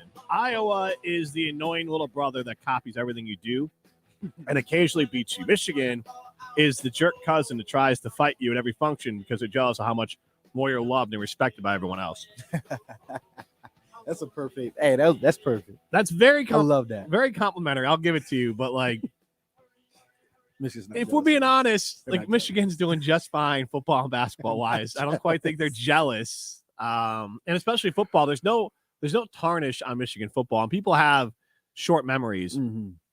Because this Dickinson thing, for an example, we'll get throwing stones in a second. Yeah. Well, first I want to tell you we're going to be at X Golf coming up here on March 10th, so make sure to swing on by. You can pick up some Iron Jock gear, see Rutledge and Hamilton show live. Matt and I will hit some golf balls, have a good time. That's coming up on March 10th. So make sure to get out to X Golf. Thanks for having them out there. We were out in Madison last time for our 1-year anniversary. We'll be out in Middleton this time. Thanks for them for always having out there. We love it at X Golf in Madison. But the Dickinson thing, it's not picking up a lot of national attention, a lot of local attention. And I don't like Dickinson. But this was very slowed down. And like, I definitely think when he took the step, he was trying to put a little extra weight on it. But I don't know if the step was on purpose because his knee and his ankle gave out. Like, it's not a good move to really try that hard to stomp on someone with all your weight because you could have blown out your knee. So maybe he's that stupid. But I think we have so much HD camera, and I'm not forgiving it, but we have such HD camera now, and we can slow everything down that we assume intent. We can see everything, and I'm not clutching my pearls. It's not like of all the horrible things that have ever happened in the history of basketball. Like, I love Joe Krabanoff. One of my favorite things about Joe Krabanoff was when he would basically blindside screen someone, and you'd hear the air come out of their lungs. That to me, love it. Dirty as hell. It is a foul. They call it every time. Yeah. So I'm not excusing Hunter Dickinson at all. What I'm saying is that it seems to only have legs with Badger fans. So it hasn't really been picked up nationally. So maybe we're reading too much into it. Yeah, I definitely agree on the slowing down of like video. You see it across any type of sporting event now, and everybody has something to say about it. Whereas in real time, it doesn't look like that. But on the flip side, what I will say, because I know some guys have done it, but like, if you wanted to do some little cheap stuff and make it not look bad, you could definitely do that. Yeah, like, but it happens all the time. Ease. Yeah, oh yeah, with ease. It's so easy to make it look like it was an accident or well, because for me, the thing that I hate most in basketball, and this is why I didn't like a certain player, is the guy that slides in at the last second and try. That's not a charge. Like that should. Like, that's a blocking foul, and you shouldn't be throwing like that. Gets someone hurt, like sliding in while they're in the air or as they're like last second. Hey, man. That's dirty. I hate. How about Max Klesman? He seems like he's been taking. Max is not. No, Max. Because here's the thing, he's taking some really good charges, right? But Max, you know who led the Badgers in charges during the time together? It was Dimitri Trice. He drew more charges than Brad Davison. Really? And he didn't get all the bad calls, or I won't say bad calls. He didn't get all the calls that fans called bad against him like Davison did.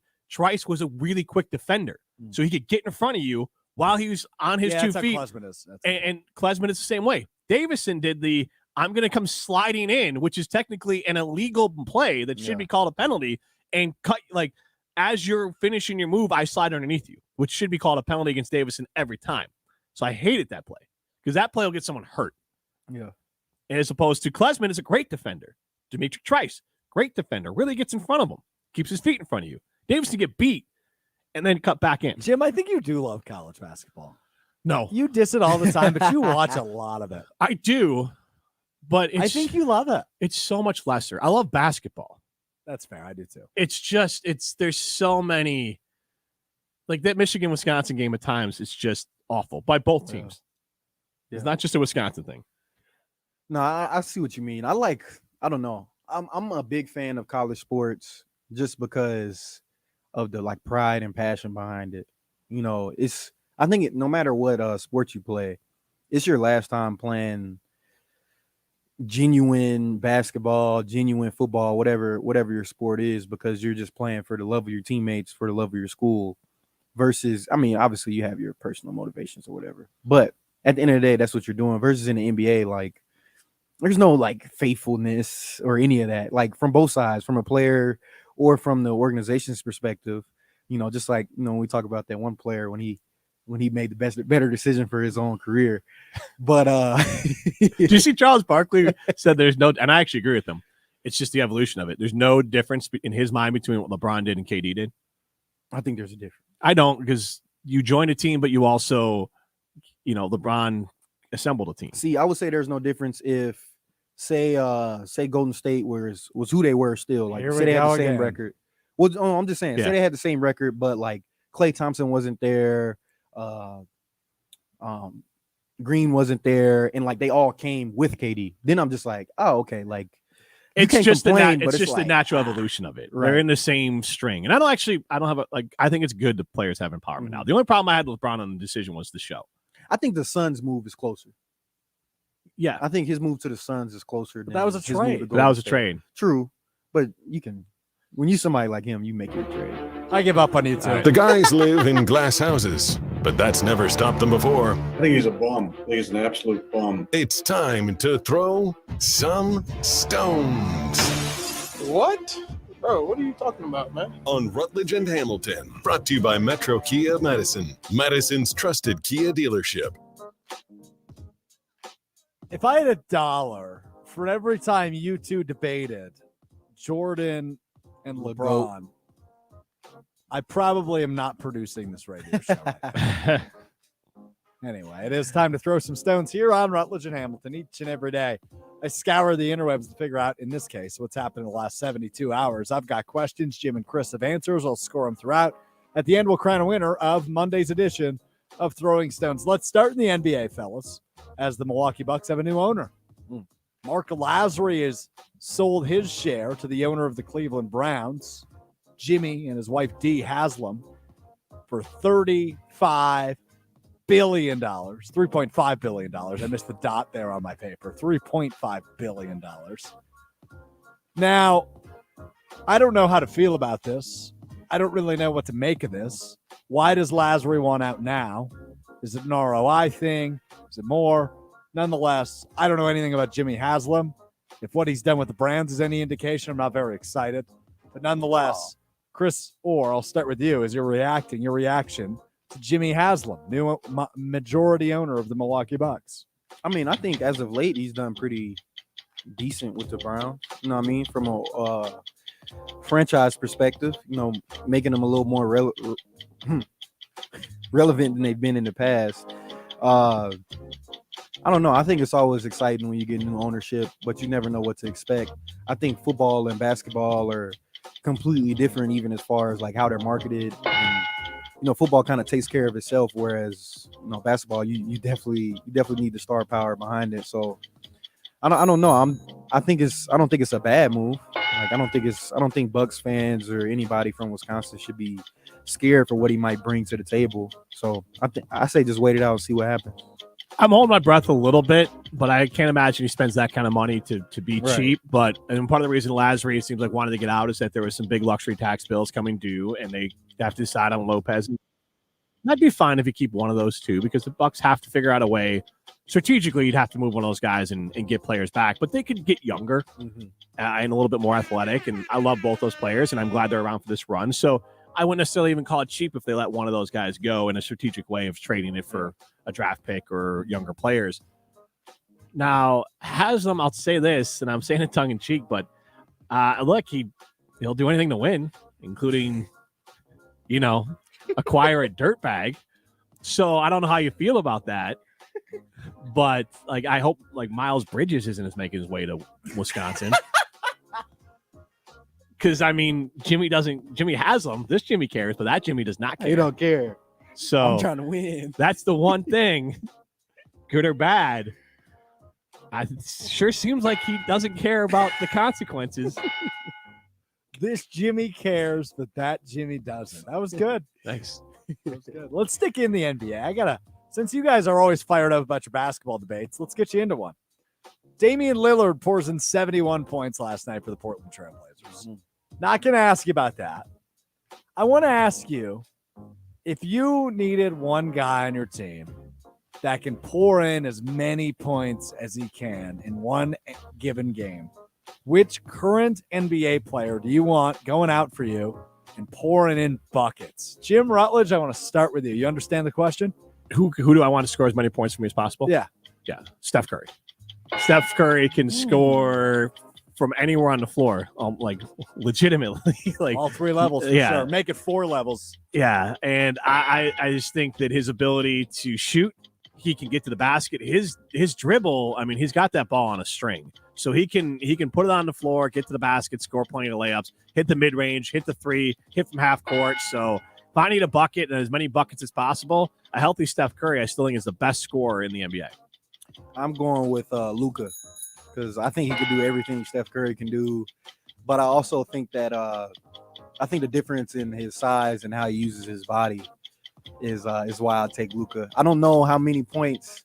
I know Steph can get to the lane, and obviously he can do everything. He's a great player, but I think in the long run, I think Luka would give me more points. You forget the NBA Finals, but yes, I think Luka is a sleeping giant right now because Steph is not. Luka's in the finals. Let's just go back. Luka was on a team where it was just him. Yeah, Steph hasn't. He doesn't have that, so he can score more. I think.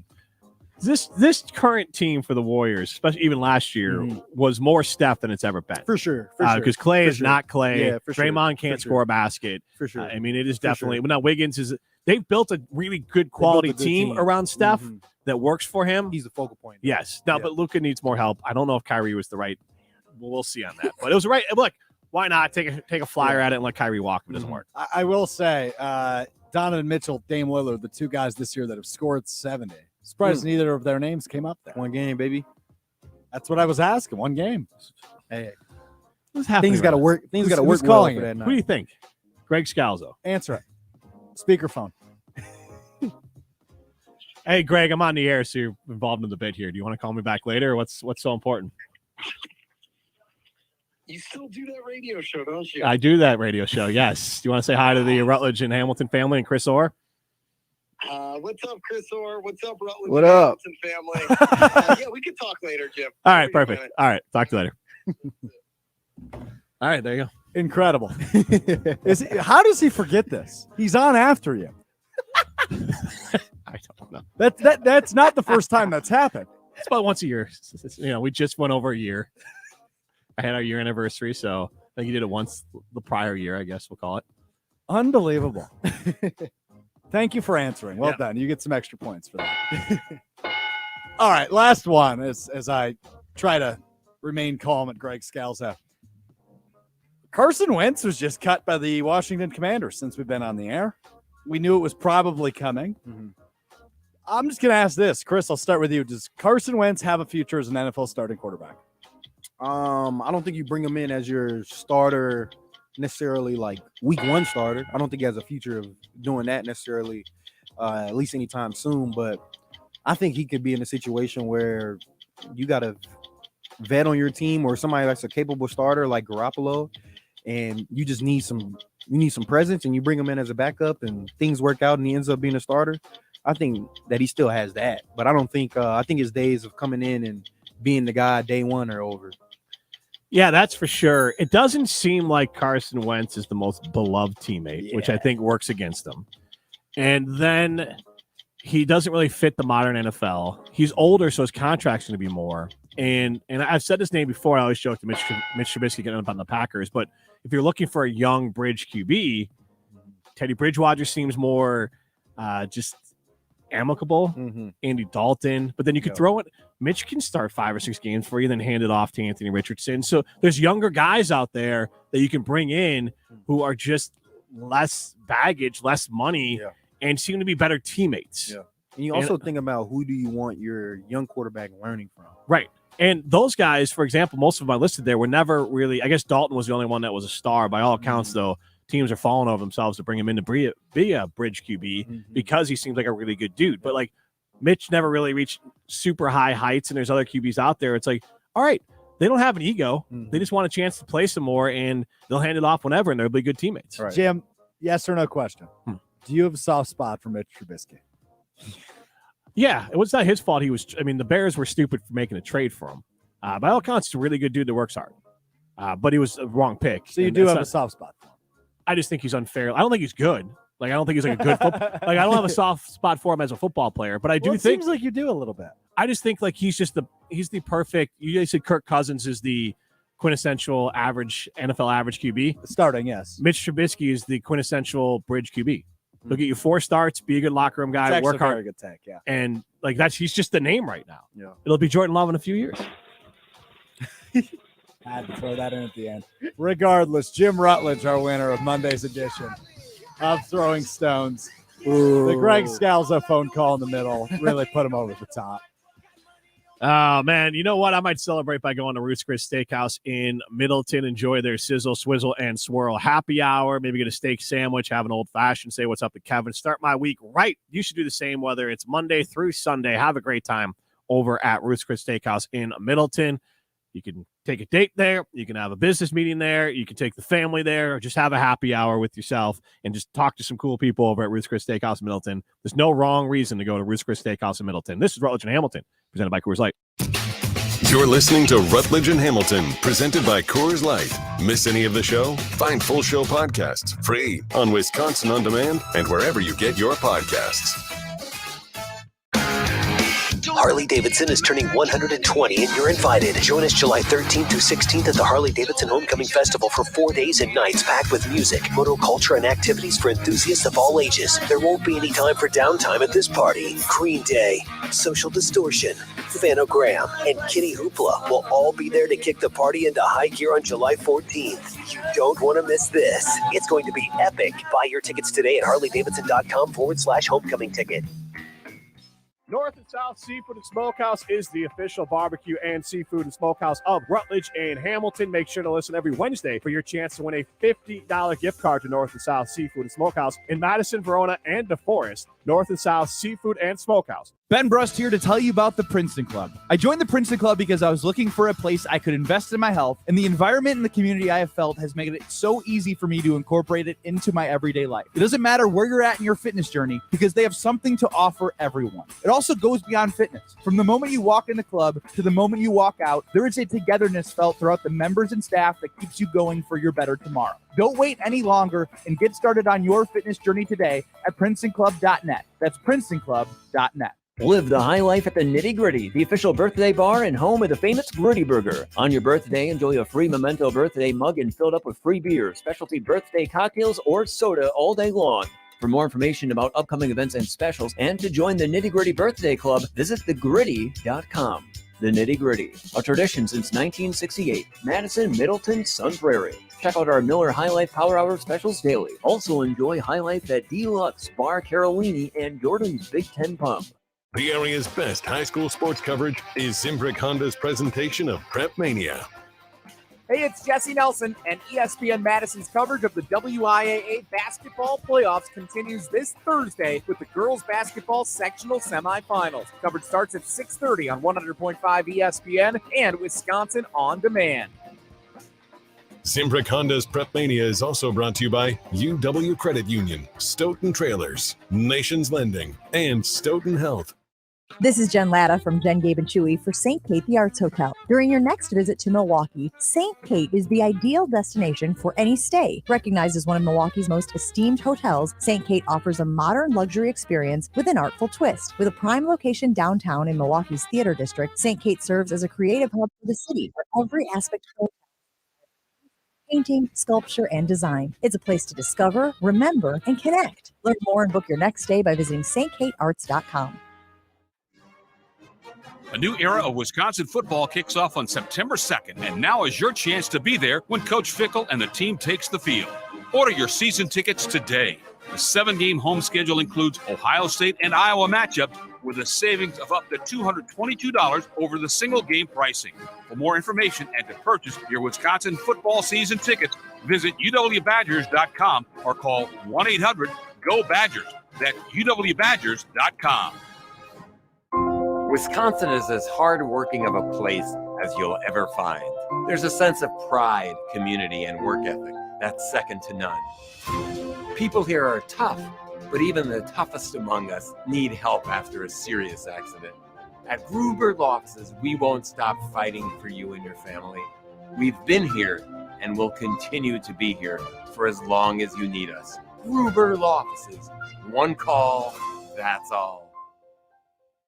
You're listening to Rutledge and Hamilton on 100.5 ESPN. Brought to you by Ho Chunk Gaming Madison.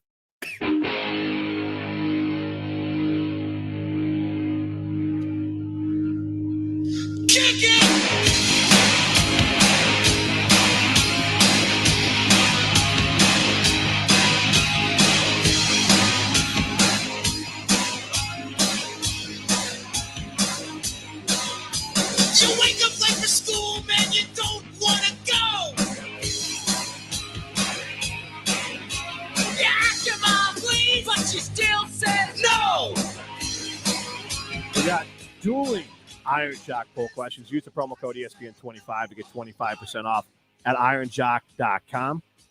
But we have two questions going on right now. Right now, 54% of you say Iowa is the program that you hate more between Iowa and Michigan for basketball. And then the other question we had, now that is the reason why I wanted this as one of the options, what's the most likely scenario for Jordan Love? 78% of you say he'll be a capable NFL starter, which was the answer that Alex Stroff left off the first time. Whoopsies. 15% say Pro Bowler and 7% say bust. Like, the idea of franchise quarterback, this is Rutledge and Hamilton, Jim Rutledge alongside Chris or Alex Stroff with us live from the Spark Building. And to me, if like Kirk Cousins is not a franchise quarterback. Aaron Rodgers, franchise quarterback. And so, like, you know, let's just go around the north. Goff, not a franchise QB. Fields, not there yet, but shows potential to be that TBD, guy. I think. Yes, TBD. that one is still to be determined. Yes. Yeah. But Jalen Hurts, franchise QB now. Yeah, Joe Burrow. And so there's a decent amount. Russell used to be. Yeah. And I mean, Aaron, I think you got to obviously give him another run here because Russell's kind of had 2 down years and 1 horrendous year. But for me, like franchise QB is like an ace starter. Like not every team's going to have one. Just because they're the quarterback of your franchise does not mean you're a franchise QB. Yeah, exactly. Franchise quarterback, that means like unless this guy retires, he's going to be with our organization. And we're going to do everything possible to keep him for as long as possible. You're expecting a franchise quarterback to lead you to success for at least like 10 seasons. Yes. To be honest. Your franchise is lesser without him. Yeah. Yeah. I'm not saying you win a Super Bowl or you win 6 Super Bowls, but you're always in contention for one because of your franchise quarterback. And that's what makes him a franchise quarterback. So Jordan Love's not that. 844-770-3776. Which team do you hate more for basketball, Iowa or Michigan? What's the most likely outcome for Jordan Love's career? Right now, most of you say league average quarterback, which is not a bad thing. I mean, again, that's Kirk Cousins. And it's a trade-off here because you might end up you might end up having a very similar, the next 10 years for the Packers might be the same, except without ever really feeling like you have a shot to win a Super Bowl. But you might win some divisions and you might always be in contention. So I guess why not move on from Aaron Rodgers and pay Jordan Love? I'll say this. Whether it's Aaron Rodgers or Jordan Love, Packer fans, I hope, are looking at QBs in the draft, and I hope the Packer organization is as well. I hope Goody. This is why I'm annoyed that Matt LaFleur isn't at the combine right now. Like everyone from the staff should be there, especially your offensive-minded coach. You should be looking at a QB, whether it's because Aaron Rodgers is going to be gone. You don't know what Jordan Love is. If the Packers are sitting around feet up because they in their minds know Jordan Love's going to be great, that is a failure. They might feel like there's a better than average shot. And I don't agree with that, but they might think there's a better than average shot that Jordan Love can be great. Okay, but more likely than not, he's Jared Goff. Yeah. And you can win with Jared Goff in this offense. But is that what you want? Or I would be looking for another QB because I don't think the Packers have an answer. 3 years from now, you don't have a good answer who the quarterback for the Packers is. Yeah. It's a horrible decision if they don't draft a quarterback. Not even saying that they have to take a quarterback in the first round, but they need to take a quarterback, period. Somebody good enough. Like they should try to find a Jalen Hurts of this draft. Somebody who you could get in the second or third. And it doesn't look like you're gonna find too many guys like that the way this draft is shaking out. But yeah, they need some type of answer. Or I mean, they could be about to they could be poised to make a big run in free agency. You never know. To your point, though, if they got, I don't know what the pick is, but if they got the right first round pick from the right team, they might be able to grab Richardson and then use their own pick for a player. But otherwise, okay, let's play a little Tinder time. And we're going to do it on quarterbacks you'd rather have. And basically, do they get you excited? Let's fire it up. If you like it, swipe right. If you dislike it, swipe left. It's Tinder time. I'm just going to basically ask, do you want the Packers to draft this QB? When I say the name, it means everything comes with it. So when I say C.J. Stroud, that means they got to give up the farm for it. So we'll just start with C.J. Stroud. Should the Packers draft C.J. Stroud? No. Swiping left. Okay. No Ohio State quarterbacks near my Green Bay Packers. All right. Amen, bro. Bryce Young. No. Not a chance. Will Levis. Puts mayo in his coffee. No. Gross. Anthony Richardson. He's the one that probably makes the most sense. You like him, right? You said you're high on I do like him. I really like like him him a too. lot. I really like him a lot because he's the Jordan Love it's, of this it's like year's we were draft. talking. No, Justin Fields he's in a this draft, much 6'3", better 236, prospect. 4'5", 40. Much better prospect. I was just going with 4th ranked quarterback Jordan Love. But he's the issue of really flashy tape, really some great tape, and then you got some I don't really like that tape. But that's like what NFL teams think about is, okay, we'll coach him out, we'll get him there. So to me, if you get Anthony Richardson, then if Green Bay gets Anthony Richardson, they trade away Jordan Love in order to even get that pick, maybe, and probably some other stuff as well. And Aaron Rodgers comes back. All right, so these are probably more I like that. I would swipe right to that. These players that I'm listing now are probably players that you draft regardless of who's quarterback. Well, let's keep in mind the Packers do have the 15th pick. Right. So he likely would be there. You wouldn't have to move anything, I don't think. All right, these guys are all going to be available. I think you'd pick them regardless of who the quarterback is. Sure. The fifth one on this, and I'm just going off a QB list here, Aiden O'Connell. Ooh, that's Purdue, right? Yeah, I like him. I liked Aiden too. I think he could. Yeah, Depending on where you get him, it says projected round 3. Oh yeah, I'm good. I like with him. it. Round I'm good 3, with it. for Let's sure. go. Yeah, Hendon Hooker. He's got the injury to play through. He's so. older than Jordan Love. I'm good on him. I like it. Swipe right. Tanner Good McKee player. from Stanford. Swipe left. I don't know anything about Very him. injured player, but I don't know anything about him. He had a lot of hype. yeah, just I mean, if you're selling yourself on him, you're saying this guy just never was healthy in college. It's a good quarterback name, Tanner McKee. It's It a is a good strong quarterback quarterback name. Jay Kaner from Fresno State. I'm over Fresno State, guys. We had Devontae. Derek Carr's out there now. I'm good on. I'm good. All Those on are two Fresno really State. good players. Tyson Bagnett from Shepherd College. So Excuse again, me? yeah. Yeah, Jim, I have no analysis Okay. on this one. Yeah, Jaron sorry. Hall, BYU quarterback. Still have no analysis. Oh, I think I know who. Oh, he's like jersey number 1. Yeah. That's him. Yeah. What round? They have him as 7th rounder now. Oh yeah, These are all like 7th I would round take type of guys. Flyers. Yeah, I'll take him. I'll in the take a second. Max flyer. Duggan. Oh, I'll take him, Max Duggan. How about taking our Duggan. guy who's like 3 years older than Jordan Love, Stetson Bennett from Georgia? I'll take him late. Here's one that has intrigues me, and again, this would be a late pick. Dorian Thompson Robinson, Oh, UCLA quarterback. yeah, yeah. Oh, I didn't know he was in this draft class. I don't Oh, either. I'm Yeah. definitely taking him. Yeah, because he's viewed as like like I would say Oh yeah, later than 5th Low round. risk, high reward he's a type of guy. sleeper pick for sure. So like to me, that's the type of guy. Duggan doesn't make sense. I view it this way. Take a flyer on him or Lindsey Scott from Incarnate Word. I don't know who that is, but I would take a shot on a guy that like says maybe he balled out at some small college and you give him a 6th round. If you're moving on from Aaron Rodgers and you're saying, hey, Jordan Love's our guy, I expect a quarterback draft in the first 3 rounds. And I would not be happy with anything but that. For sure. But I also think that Aaron Rodgers could be your guy for the next he's only got 2 more years? Correct. And you can draft a quarterback still. Yeah, To but you got to me- move on from Love then. But You you got gotta to move on from Love. Yeah. To me, the only quarterback in that situation that makes sense is Anthony Richardson because he has great upside, but like he needs to learn. That's how people viewed Love. Is a huge upside, And they're he ridiculous. needed a lot of development. They were ridiculous. But that's how he was viewed in 20. Not like Anthony Richardson. Sure. You put on them tapes, First round talent. completely different. Athletic, I mean, but like They're Richardson. different, but they're different types of quarterbacks. True. And I think that's the point you're getting at. And Yeah. Richardson has a cannon of an arm. So does Love. And he's big and athletic. Like that's the difference. Like people can, how people criticize Lamar Jackson for getting hit. Like Anthony Richardson looks like a running back. Like from his frame, I mean, he'll be all right. He's built again. He's a guy that's benefiting from the success that Justin Fields had in the league for this sure, year. for sure. But basically, I mean, I guess And Hurts. they had basically the similar. So Anthony Richardson, Jordan Love, they put up similar numbers their last year's quarterbacking their team. Richardson, a younger as far as time in the league guy, he was only a sophomore and played at a higher level because I mean you're talking SEC football versus wherever the hell Jordan Love was playing. Mountain Western Conference. and a physical specimen at 6'4", 232. So I would say that he's probably viewed as a higher prospect than Jordan Love. Jordan Love felt like a reach. Yes. Alex, you still haven't charged your computer. It just died. This is Rutledge and Hamilton presented by Coors Light.